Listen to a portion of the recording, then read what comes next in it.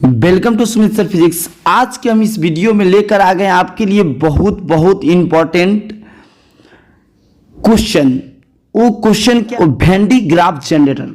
ये एक बार अगर वीडियो को अंत तक देख लेते हैं 100% गारंटी है कि आपके माइंड में घुस जाएगा।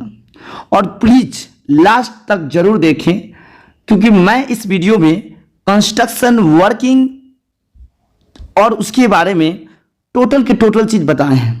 तो प्लीज आप लोग इस वीडियो को पूरी लास्ट तक देखें।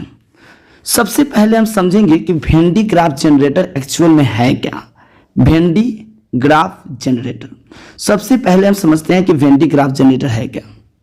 वर्ड से ही लग रहा है आपको कि एक जनरेटर है।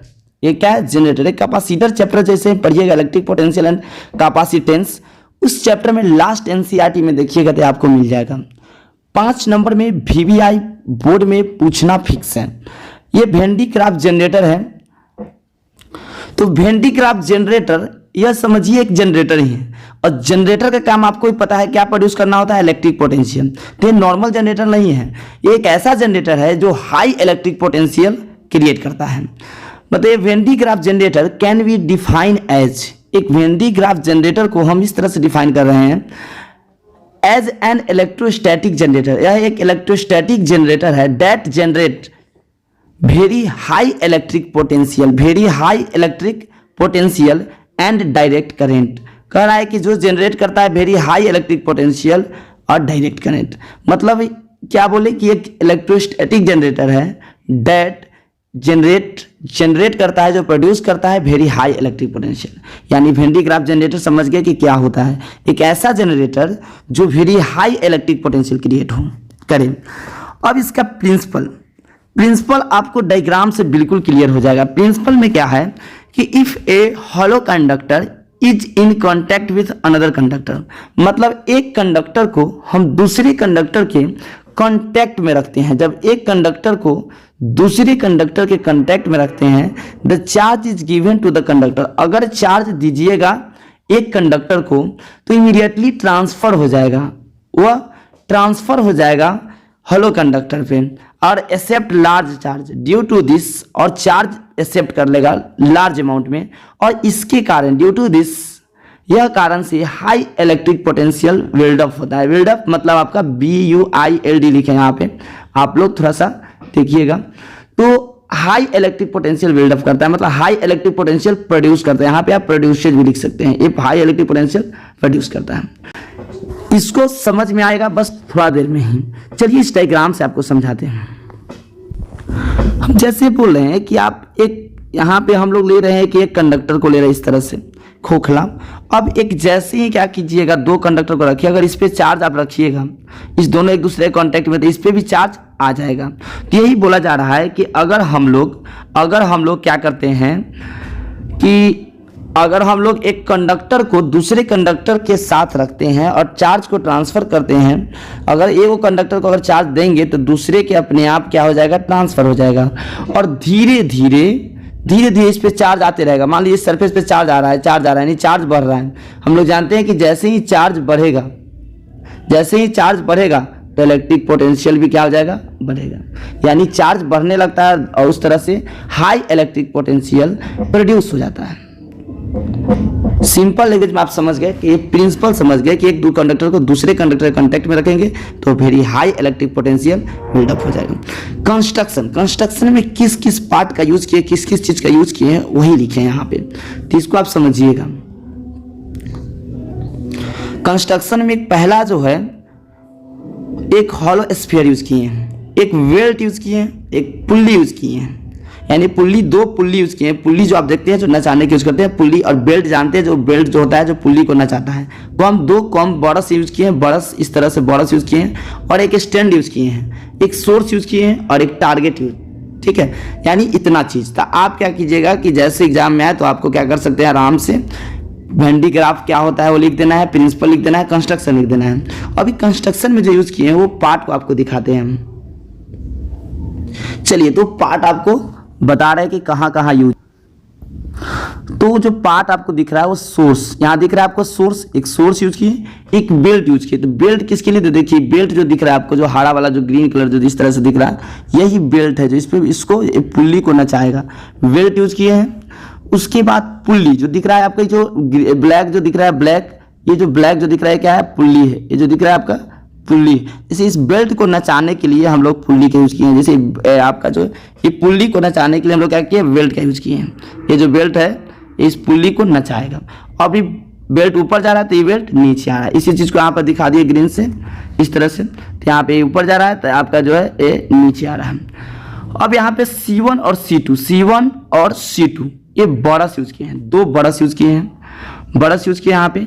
और ये आपको जो दिख रहा है टारगेट, ये टारगेट, और पुल्ली को P1 लिख दिया, पुल्ली को P2, P1 एक पुल्ली एक P2 पुल्ली, और यहाँ पे सोर्स और ये भी यहाँ पे एक बैटरी कनेक्ट कर दिए। और ये डिस्चार्ज ट्यूब है और इंसुलेटेड स्टैंड है। जैसे मान लीजिए कि इस प्रोसेस को रखने के लिए स्टैंड चाहिए ना, तो इंसुलेटेड स्टैंड है।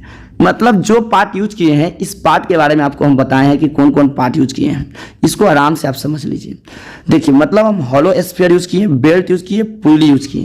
देख रहे हैं कि आप हॉलो स्फीयर यूज किए, बेल्ट यूज किए और पुल्ली यूज किए, तो यहाँ पर देख रहे हैं। और इंसुलेटेड स्टैंड यूज किए, कॉम्ब यूज किए, टारगेट यूज किए, सोर्स यूज किए, और ये सब जो भी इतना चीज।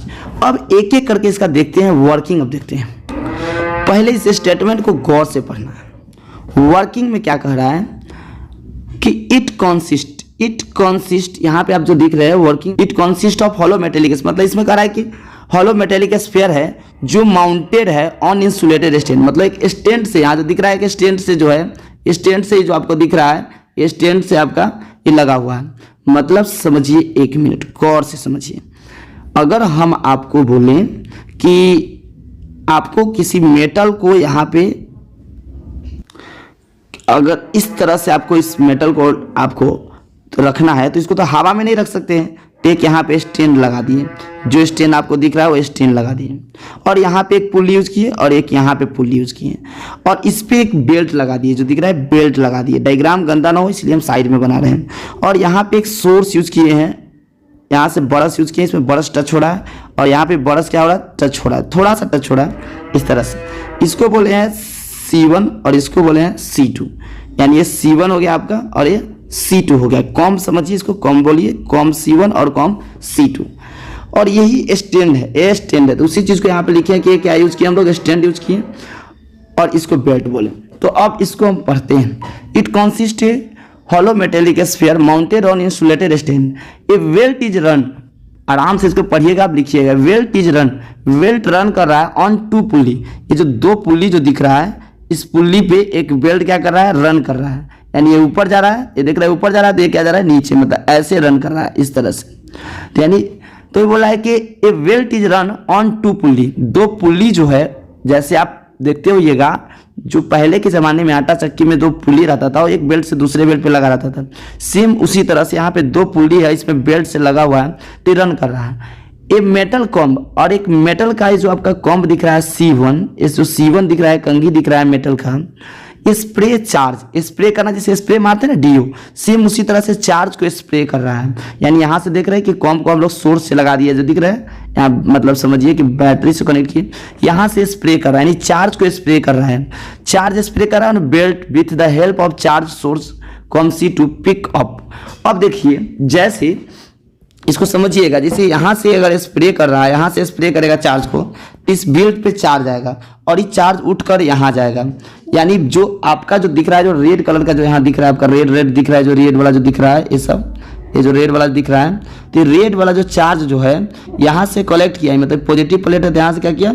कलेक्ट किया, और इस तरह से चार्ज ऊपर गया बेल्ट के सहारे, और बेल्ट के सहारे जाकर इस C2 जो कॉम्ब है, इस C2 जो कॉम्ब दिख रहा है, इस C2 कॉम्ब से यानी ब्रश से जो आपका ये टकराया और यहाँ पे स्टोर हो गया, यानी यहाँ पे इंड्यूस हो जाता है, इस पे यानी इस पे चार्ज आ जाता है। तो यहाँ पे प्लस प्लस आने लगा। अब धीरे धीरे क्या होगा, यहाँ से आएगा फिर यहाँ जाएगा, धीरे धीरे यहाँ से आएगा फिर यहाँ जाएगा, धीरे से आएगा यहाँ जाएगा, धीरे से आएगा जाएगा।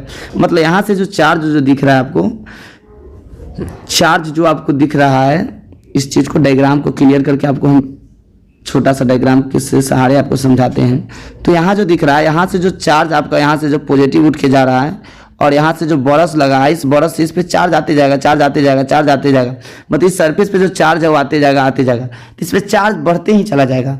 और चार्ज बढ़ेगा तो हम लोग जानते हैं कि V का वैल्यू, इलेक्ट्रिक पोटेंशियल का वैल्यू बढ़ेगा, क्योंकि V इक्वल टू क्या होता है, KQ/R। तो ये बोल रहे हैं कि com C2 pick up the charge, com C2 जो है वो चार्ज को पिकअप करता है and hands it over the sphere.